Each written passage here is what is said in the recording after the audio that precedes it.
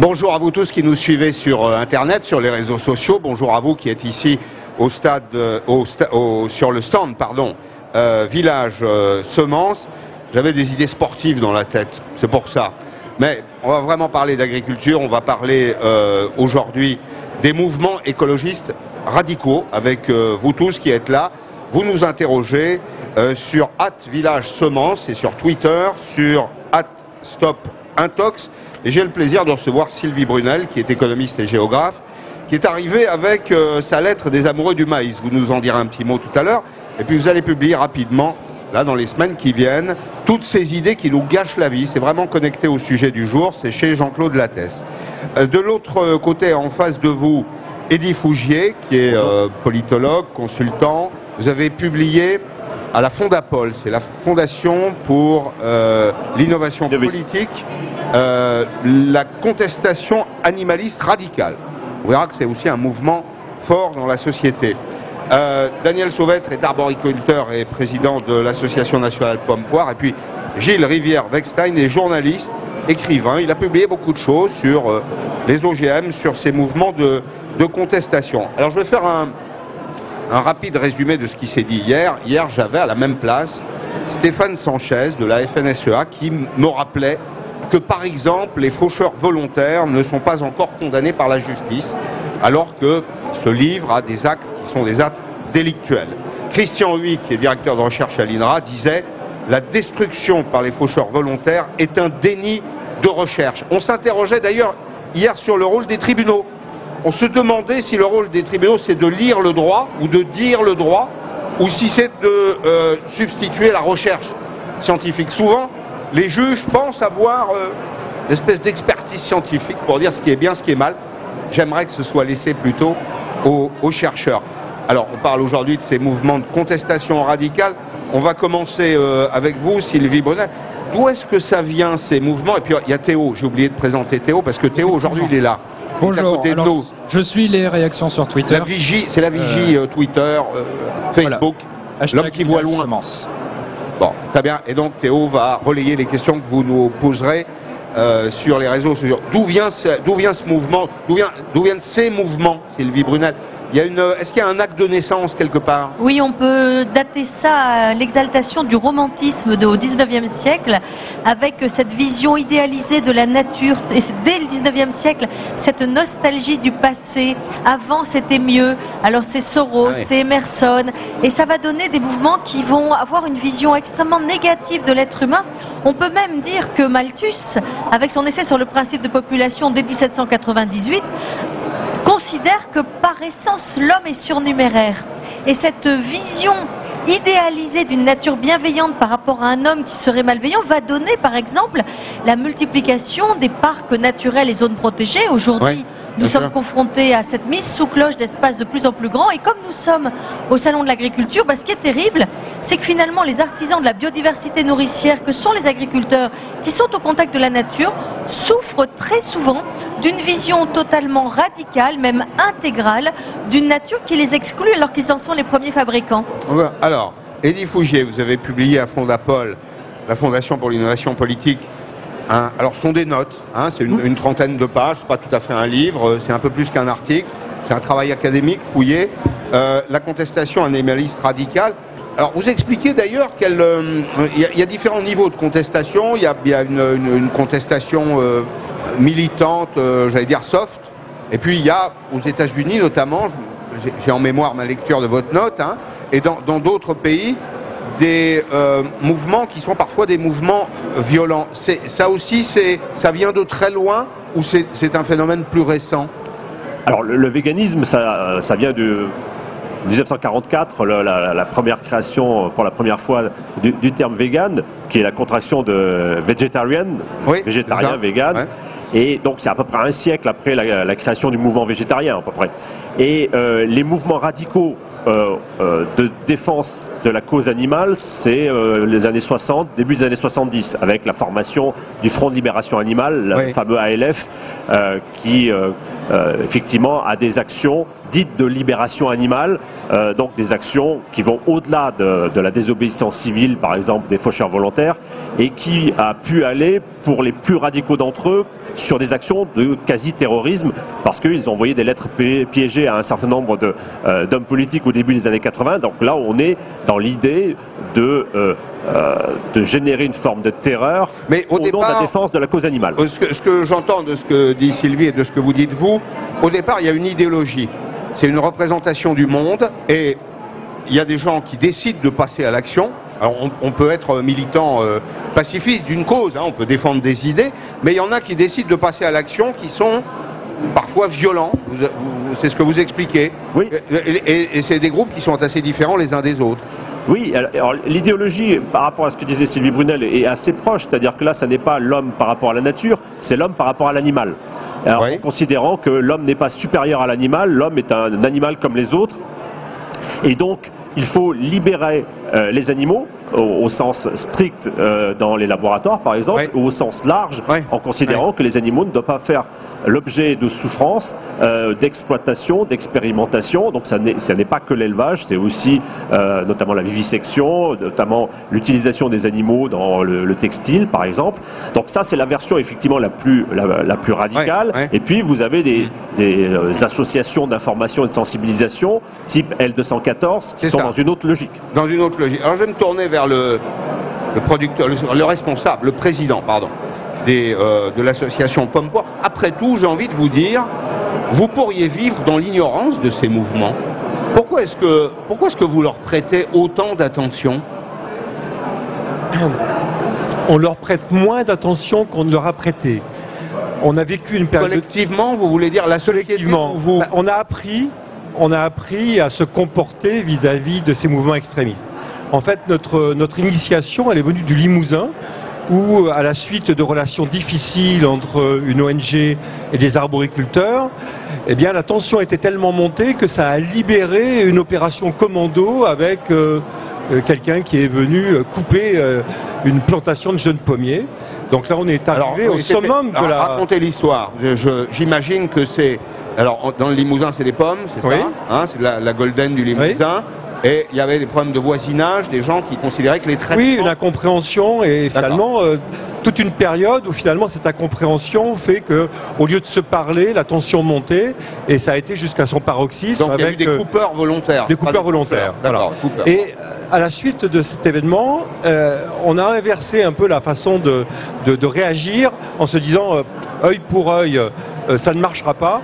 En revanche, soyons plutôt proactifs, affichons une ouverture pour le grand public, essayons de nous mettre les consommateurs, la population avec nous en étant réjouis, ouverts et en montrant ce que nous faisons. Et finalement, on a désamorcé finalement cette suspicion ou cette volonté de tel ou tel de venir nous nuire. C'est très bien que vous avez pu le faire et m'en félicite, mais pour dialoguer en général, il faut être deux. C'est pas toujours simple dans ce que décrit Eddie Fougier. Il y a des gens avec qui probablement on peut parler. Le dialogue, la parole, c'est un outil de résolution des conflits. Mais il y a des gens qui sont dans des oppositions parfois un peu radicales. Les faucheurs volontaires qui ensuite passent devant les tribunaux sont souvent d'ailleurs blanchis. Au nom de quoi, on pourrait interroger, mais c'est pas un débat de scientifique, c'est un débat de juriste là. Qui recommence, etc. C'est difficile de dialoguer avec eux, non ?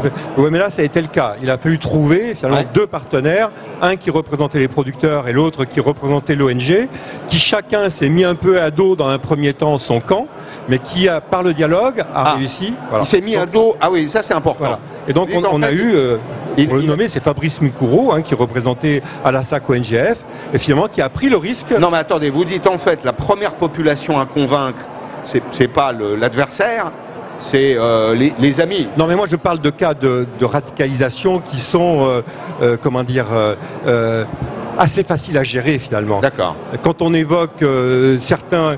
il y a des radicalisations qui sont sans doute beaucoup plus puissantes et beaucoup plus difficiles à déraciner. Là, on avait de la bonne volonté et on avait simplement une capacité à se parler qui a permis de changer un peu le courant de choses. Aujourd'hui, nous vivons une radicalisation. Si on m'interroge en tant que producteur, aujourd'hui, sur ce salon, je rencontre des consommateurs qui sont passés à autre chose En revanche, c'est plus les politiques qui m'inquiètent. Alors justement, j'ai l'impression qu'ils sont les porte-parole d'une radicalisation qui les a plus touchés que la population. Ils s'en font le relais et ils nous posent plus de problèmes aujourd'hui que des groupuscules activistes. Alors vous posez une partie du problème, Gilles Rivière-Bechstein. En fait, on a l'impression que le monde politique a été pour partie contaminé par des ONG. Alors je veux dire qu'elles sont intelligentes, puissantes, astucieuses. Elles savent jouer sur les leviers de la peur, elles prennent à témoin l'opinion, et le politique, pour des raisons qui lui sont propres, répond en général à ces stimuli. Moi, mon impression en écoutant d'abord, en lisant, en regardant autour de moi ici au salon et en dehors du salon, c'est que l'opinion, en effet, Daniel Sauvêtre a raison, elle est passée à autre chose. Vous êtes d'accord ou pas? Alors, plus ou moins. En fait, si vous voulez... Plus que moi. Je vais vous répondre. Ce qui s'est passé dans la mouvance de l'écologie, c'est que pendant très longtemps, les écologistes, le sujet de l'écologie, c'était la nature. C'était ce que vous décriviez, donc la défense de la nature. Des abeilles, des insectes, des animaux, des ours polaires, etc. Alors ça marche, ça donne de la sympathie à ces mouvements-là, parce qu'on aime bien l'ours, on aime bien le panda, on aime bien tous les animaux, donc ça marche, mais ça ne change pas la manière dont les gens appréhendent le monde et finalement adhèrent à l'écologie radicale. Ouais. Et donc, c'était un échec pendant très longtemps. Les écologistes voyaient bien qu'ils n'arrivaient nulle part. Et donc, il y a eu à un moment donné un virage qui a été pris, mais un virage qui a été formulé. Hein, ils ont dit, on va investir un nouveau champ où là, on aura du répondant. Et ce champ qu'ils ont investi, c'était, on oublie la nature, et on va investir le champ de la santé. Nous allons faire peur aux gens. Ouais. Et on va faire peur aux gens sur le thème de la santé. Et donc, on a lié, ils ont vu ça parce qu'ils ont vu les effets de l'histoire de la vache folle. Comment ça a paniqué la population française. Et ils se sont dit, mais là, on a un truc. On va y aller sur la santé. Donc, c'est pas les pesticides, c'est mauvais pour les insectes. Ça, ok, très bien. Mais les pesticides, c'est mauvais pour votre santé. Oui. Vous allez attraper un cancer. Une menace. Et donc, ils ont réussi à investir le champ de la santé. Et là, il y a eu des répondants. Donc tous ces mouvements... oui, mais enfin Gilles, pardon, oui, c'est logique, non? Oui, c'est logique. Expliquer aux gens qu'on empoisonne leurs enfants. Absolument. Tous ces mouvements radicaux tiennent un langage, bien entendu, qui est erroné, hein, mais c'est pas grave, en faisant peur. Mais alors, ça n'aurait pas marché sans une autre composante. Parce que s'il y avait eu que ces mouvements radicaux, ça n'aurait pas marché. Simplement, il y a des gens dans le business qui se sont dit « Hey, mais il y a un filon à faire là-dedans. On va les financer. » Et donc, il y a eu une coopération qui a été mise en place, mais réelle, entre certains secteurs de l'agroalimentaire et ces mouvements radicaux. Vous pensez à quel secteur? En disant que si on fait peur aux gens, on va réussir à réorganiser on va faire en sorte que les consommateurs vont aller vers d'autres produits. Alors il y en a beaucoup. Par exemple, si vous regardez la montée en puissance des produits sans gluten, par exemple, eh ben, vous voyez que ça correspond à la montée de peurs qui sont instrumentalisées sur le gluten dans les médias, par des associations. Le véganisme, par exemple, et la montée des produits sans soja. À base de soja, sans viande. Et bien entendu, ce que moi j'appelle le lobby du bio, il le dit lui-même, il finance des ONG dont l'objectif c'est de faire peur aux gens, et une fois que les gens ont peur, eh ben, ils agissent. Donc c'est cette collaboration entre les deux. Et le politique vient derrière pour surfer là-dessus en se disant, moi je vais rassurer les gens, et donc j'interdis le glyphosate. Et vous avez la chaîne Total, où vous voyez aujourd'hui que quand vous regardez Emmanuel Macron dans le dernier sondage, une des mesures les plus populaires qu'il a prises, c'est l'interdiction du glyphosate qui est prévue. Alors, on a compris que la peur est un outil marketing. Théo, est-ce que nous avons des questions sur les réseaux sociaux? Réagissez sur Twitter, #VillageSemence, dont un internaute justement qui se pose la question, si les écolos se radicalisent, est-ce que ce ne serait pas à cause du développement de l'agriculture industrielle, dans l'autre sens donc? Sylvie Brunel, oui, ça peut être aussi une réaction. Alors, en fait, nous avons changé de période en ce sens que dans les années 60 à 90 à peu près, le grand enjeu, y compris pour nos pays, c'était de parvenir à nourrir la population. Nous sortions de l'après-guerre, les gens avaient connu la faim, ils avaient connu les pénuries, l'alimentation était souvent entachée de malfaçons, c'est-à-dire que les gens mouraient de contamination bactériologique, et donc il a fallu bâtir une agriculture productive. Aujourd'hui, nous avons le sentiment, enfin l'opinion publique, manipulée par ces organisations dont vient de parler Gilles, a l'impression que le problème est résolu et qu'aujourd'hui, ce qu'il faut, c'est produire moins, monter en gamme, etc. Sauf qu'il faut se rendre compte que le prix reste encore aujourd'hui une des premières variables pour le consommateur. Et Daniel Sauvêtre parlait de la compétition aujourd'hui des pommes polonaises qui pose un gros problème à ces pommes françaises absolument magnifiques. J'ai voulu qu'il y en ait une ici parce que comme il est là et qu'il ne l'a pas apporté, je me suis dit que c'était à moi de le faire. Et la deuxième chose, c'est que les problèmes... C'est quand même un reproche. Vous auriez dû venir avec des pommes. Mais venant de Sylvie, j'accepte les reproches, il n'y a aucun problème. Et la deuxième chose, c'est que les problèmes alimentaires ne sont pas du tout résolus. C'est-à-dire que ce qu'on nous dit aujourd'hui, c'est que la faim continue de toucher une personne sur 11, que les famines peuvent revenir, que le changement climatique va rendre la production très difficile dans un certain nombre de zones où précisément les gens sont pauvres. Donc l'agriculture française, elle a un devoir qui est multiple. Il faut à la fois qu'elle continue à produire en quantité, en qualité, en répondant aux attentes de citoyens qui sont tisonnés par des mouvements environnementaux ou plutôt écologistes qui sont extrêmement virulents pour tout un tas de raisons bonnes et mauvaises. Est-ce que, je ne sais pas qui peut répondre à cette question, peut-être vous, Eddy Fougier, politologue, est-ce qu'il y a un danger pour la démocratie, pour la liberté? Alors, on est face à... Je crois qu'il faut utiliser les mots qui conviennent, à des mouvements d'insoumission.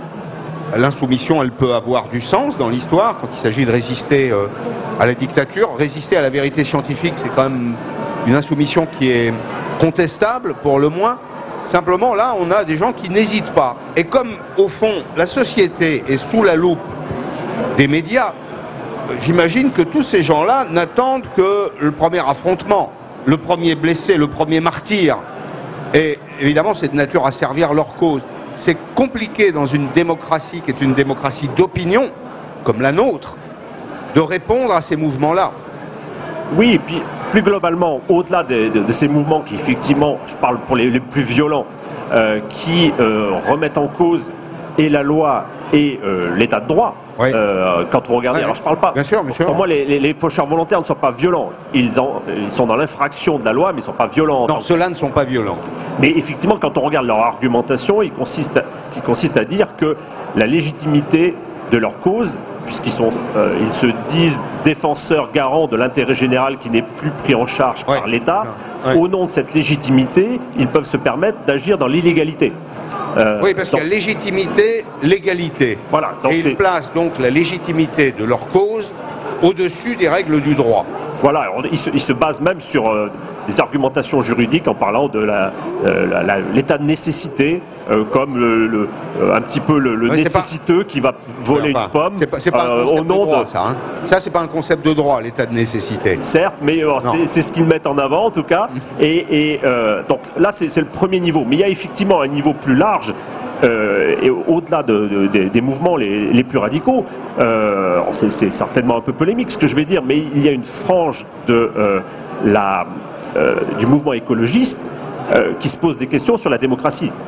Là, il y avait une interview de Mido, le fameux auteur du rapport Halte à la croissance de 1972, qui disait en gros, si on lit entre les lignes, que l'un des problèmes pour régler les problèmes de l'environnement, c'est la démocratie. Parce que, effectivement, les citoyens par eux-mêmes ne vont pas être vertueux. Alors, c'est tous les problèmes d'un certain nombre de visions du monde ou d'idéologies qui ne sont pas nécessairement instinctives ou naturelles. Et le respect de l'environnement, c'est pas naturel. Donc, à un moment donné, effectivement, si vous êtes dans une logique radicale et que vous considérez qu'il y a une nécessité impérieuse d'en venir à des mesures aussi radicales, il faut en passer par un régime. L'eugénisme, typiquement, une partie du discours qu'on entend dans ces mouvements radicaux, c'est que l'accroissement de la population est le premier facteur de pollution de la nature. Et donc, on entend des voix nous dire aujourd'hui qu'il faudrait réduire les naissances. Alors j'aimerais qu'on me dise avec qui, quel endroit, dans quelles conditions. Ça, c'est le premier élément. ce mouvement, il est le produit d'une idéologie qui a été l'idéologie de la gauche radicale au XXe siècle. Je me rappelle d'avoir lu Ivan Illich, Sylvie Brunel, Ivan Illich, qui disait en substance que les 30 glorieuses ont été pires pour l'humanité que la Deuxième Guerre mondiale. Il faut être gonflé quand même pour dire ça, parce qu'il disait en substance, c'est le progrès qui produit les dégâts du progrès d'une certaine façon. Théo, autre question ? Oui, alors justement, un internaute qui se demande comment est-ce qu'on peut réconcilier la société face à des mouvements qui finalement sont dans l'escalade de la violence. Comment est-ce que c'est possible de réconcilier les deux parties ? Peut-être que ça n'est pas possible. Gilles Rivière, rapidement, hein. Oui, non, mais je pense que la radicalité de ces mouvements, ils sont vraiment très très marginaux. La radicalité, c'est dans les propos. Mais pour revenir à ce que vous disiez sur l'état de totalitarisme, vous avez ces propos de chez quelqu'un comme chez un philosophe comme qui est Dominique Bourg par rapport au climat. Qui dit clairement, et là c'est beaucoup plus dangereux parce que ces gens ne passent pas comme étant des hyper radicaux, ils ne sont pas violents, mais leurs propos sont d'une radicalité extrême. Lui, ce qu'il vous dit, c'est que l'être humain n'étant pas capable de prendre des mesures adéquates pour les 50 prochaines années, il faut les imposer par la loi et par la force. Mais qui va les imposer ? Ah ben justement, et il dit clairement, ça ne peut pas être par les règles de la démocratie. Et quand on lui pose la question, il devient très évasif, mais ça fait le débat. La question sur le changement climatique engendre des réflexions sur l'importance de mettre en place des mesures totalitaires. Et donc, ça, c'est chez les gens qui ne vont pas vous casser la figure, mais qui tiennent des propos qui sont bien plus radicaux que ceux qu'on peut trouver chez les quelques personnes qui vont occuper une plateforme quelque part. En substance, donc, Daniel Sauvette, la thèse, c'est l'homme n'est pas raisonnable. Il a perdu la raison au sens où Emmanuel Kant la définissait. Hein, et il faut prendre des mesures à sa place. Mais, enfin, pardon, mais il y a une part de vrai dans tout ça. La part de vrai, c'est que, en effet, la dégradation de l'environnement augmente. Et il y a des arguments dans le réel qui viennent alimenter cette thèse-là. Il faut savoir y répondre. Ben, je crois qu'on essaie d'y répondre. À mon avis, notre meilleur allié, quand j'entends ce que j'entends, c'est quand même les personnes que l'on voit ici sur le salon, la population, qui est en résistance très forte et qui finalement adhère très peu à ces mouvements radicaux. Et on le voit dans les comportements à tous les stands. On nous parle aujourd'hui de diversité. Faites le tour de tout ce qui nous est offert. Il n'y a pas d'adhésion à ces mouvements radicaux. Non, mais il y a des signaux. Il y a quand même des signaux faibles. Et après, pour ce qui est de la démarche positive, etc. Quand vous évoquez justement le mal que l'on fait à la planète, je pense qu'on a été extrêmement sensible très tôt dans la profession agricole, et aujourd'hui, les réponses que l'on apporte au quotidien montrent notre souci d'accorder beaucoup d'importance à la nature. Et chaque jour, nous démontrons qu'ils ont tort. Moi, je pense à la démarche verger éco-responsable que nous avons. Nous avons tout de suite voulu avoir des indicateurs avec le Muséum d'histoire naturelle. On a des indicateurs de biodiversité qui vont démontrer chaque jour que ces alertes... J'écoutais hier, sur le stand de Public Sénat, il y avait Yannick Jadot qui nous évoquait que les Verts étaient tout à fait solidaires des paysans et que vraiment c'était des bons alliés. Et juste après, il énumérait les catastrophes à venir en disant le climat, la dégradation, ainsi de suite.